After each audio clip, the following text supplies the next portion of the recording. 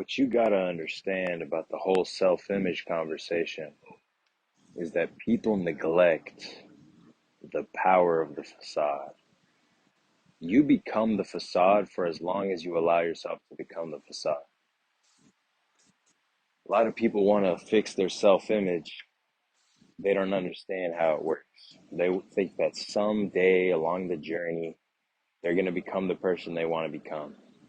Speak to people about it all the fucking time. They go, I've got to believe in myself. And then eventually I'm going to get to that point where I have 100% belief. Because right now I'm at 30, right now I'm at 40. Wherever the hell they're at, they think that at some point along the journey, some shit's going to fucking change. The switch is going to flip and they're going to be at 100. It does not fucking work that way. I got news for you. You're dead wrong. You are not going to live your life with a shit self-image, and eventually the good self-image is going to kick in. People with a good self-image start with the good self-image. You got to have zero reason to believe it. The only reason that the self-image fucking works, when it's grand, when it's tremendous, when you think yourself a fucking conqueror, a titan, it's because you have zero reason to believe it to be so, but you still have 100% conviction. The only way that it works is when you have so little physical proof that the only accurate label you could be given for believing that you're going to attain it is fucking insane. You have to be clinically and psychologically insane in every sense of the word for thinking that you are above what you have accomplished. To know that you have an X factor that's intangible, that's incapable of being displayed to one person or another, but still knowing that it's going to happen, still knowing that you are that emperor, that king, that conqueror, that gladiator, that warrior. You got to understand that it comes intangibly. There's no actional definition. There's no way that you're going to be able to actionally prove that you are a gladiator. You don't start as a weakling and win enough battles to eventually convince yourself. Because there are people sitting in their fucking mansion with millions of dollars. They know damn well that they aren't the millions of dollars they have. And there's people without that think that they're going to somehow become a millionaire by getting $1 million. There's a huge fucking difference between a motherfucker with $1 billion and a billionaire.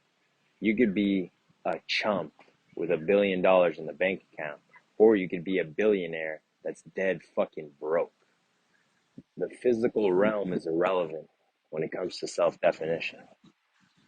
So when you realize that you go through life with critical self-doubt, self-hatred, dissatisfaction, self-pity, all of these terrible things that absolutely ruin every fucking business deal you try to make, every conversation you try to make with a girl, every sales pitch you try to do, every endeavor you try to undertake, all of that shit is getting crumbled by your terribly crippling self-image.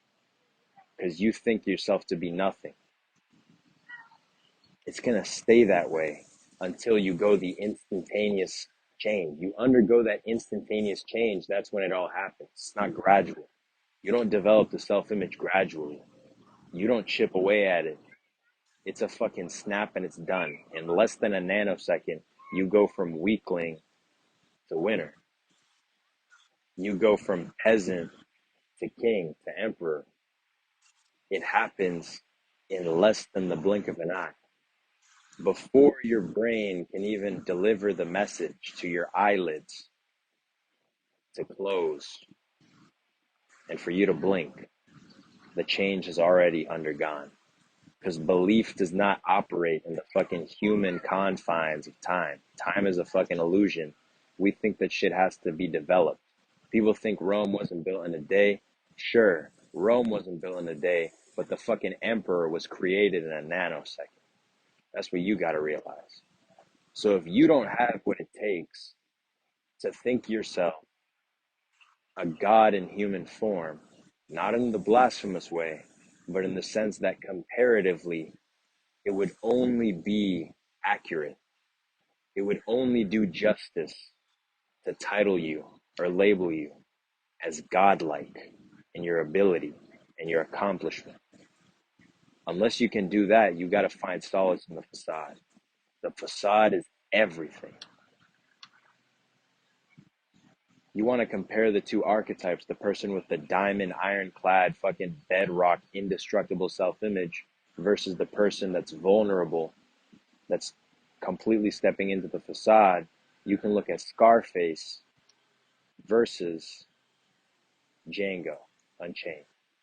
Scarface, this motherfucker had a gun to his head. He didn't give a fuck. Gun to his head, watched his friend get chainsawed. No flinching whatsoever. Only reason this motherfucker moved because he didn't want to get fucking blood in his face. That's it. Nothing moved this motherfucker. This guy did not flinch. He was a titan. Because he had that ironclad self-image. He goes, dude, I'm built for the empire. I've been sculpted, constructed for the empire. I wasn't constructed to sit here taking shit deals with shit money, living a shit existence. Fucking laughed at any offer that was smaller than what he knew that he was worth. He had no fucking reason to think that. This motherfucker was fresh off the boat. You're fucking nothing. You're replaceable. You find any goon to do the same shit you're doing. But he had that irrational fucking belief, and he made the decision to be in that belief 100%. He goes, I'm not going to fucking accept any deal that is less than what I know I fucking deserve. You don't deserve to fucking sell low ticket fucking $10 commission when you know that you're not built for that. What fucking person that's not built for that would accept that unless they were fucking stupid? You got to know, if you're worth this, it would be the most stupid, inane, asinine decision for you to go, oh no, I'm going to settle for less than I know that I can get. Retarded. It makes no sense. On the other side of the coin, you have the person that believes deep down that they do not deserve shit, but they still succeed. They still succeed because of the facade. Now, Django is an imperfect example. It's an imperfect portrayal of this archetype because Django had the inner fire. He was endowed by that fucking divine fury. He had the decisiveness to never fucking accept anything that's even a quarter of a fraction of a decimal point less than what he was destined to do. So he had the Scarface confidence. But you got to realize the reason that he was able to work in all of the different things that went down in that movie, all of those events, all of those exchanges, is because he played a facade. For all intents and purposes, you are the facade. You're not you. If you pick up the phone for a sales call and you are an actor and you embody whatever fucking character you need to succeed on that sales call, you are that character. That person doesn't know who the fuck you are when you hang up the phone. They don't know who you were when you pressed the fucking accept button or when you dialed the number. They have zero understanding. When you play the facade well, when you surrender yourself over into the facade, you become that. When you are the most vulnerable, shitty feeling, terrible, self-pitying, dissatisfied with yourself, self-hating, self-loathing, all of this shit, you cry yourself to sleep every night in fetal position. You feel like you're nothing. Every shower you take, you cry in fetal position in the shower because you believe you're worth nothing and you despair to no avail. But the moment you walk out of your privacy and you step into the public or the social eye, you put on the mask, you put on the outfit, you put on the costume, you embody the facade. In every meaningful sense, you are that person. Everything interpersonal, everything public, you are nothing but what you display. If you display the conqueror, you are the conqueror. What you need to understand is that you could lead a fucking army of soldiers that are all quaking and trembling. And the moment you step before them and give the empowering fucking pep talk speech and truly lead, embody the role of the person that is going to lead them through the fucking fire, the flames, that's going to escort them through the fucking trying hardship, fearlessly, ferociously. They see you as somebody unconditionally worthy of their trust because you are so unwavering. They have no other choice but to be reassured. Behind closed doors, you could step into your tent, you could cry like a bitch, you could bawl, you could hate yourself, you could think you're going to lose that fucking war, guaranteed. 100% this war is going to be lost. But everybody lives within the sculpted reality, a puppet of your facade, because your facade controls everything. And in every meaningful sense of the word, you are that conqueror. Because in the public eye and in your accomplishments and in everything that you do, besides the time that you spend with yourself, you are everything that you want to be. You become Tyler Durden. Always. You are always whatever representation you choose to be of yourself. And what that should show to you is that it does not matter. You can outdo your self-image as long as you have a facade.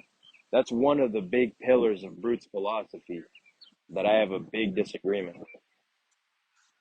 I am in many ways a practitioner and a student of Brute de Force's philosophy.